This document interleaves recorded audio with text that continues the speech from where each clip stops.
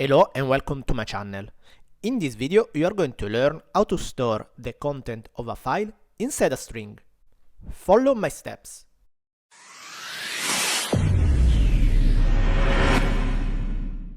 Inside the current folder, I have already created the file with the name myfile.txt and the content "this is my file" to load in Java.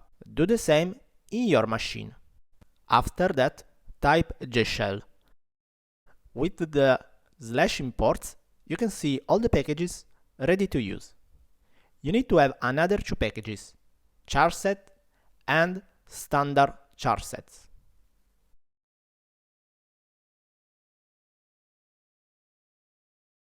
Now you are ready.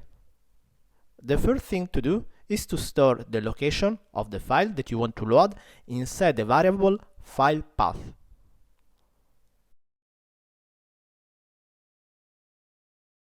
After that, you have to create a variable encoding of type charset.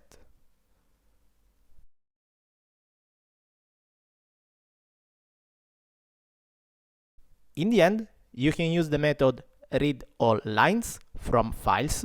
Don't forget to specify the file path and the encoding. Put them as a parameter in the method.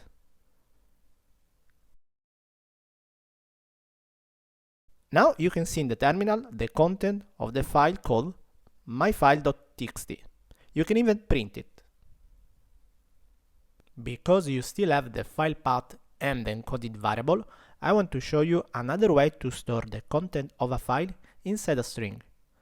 First, you have to store the content of a file inside an array of bytes.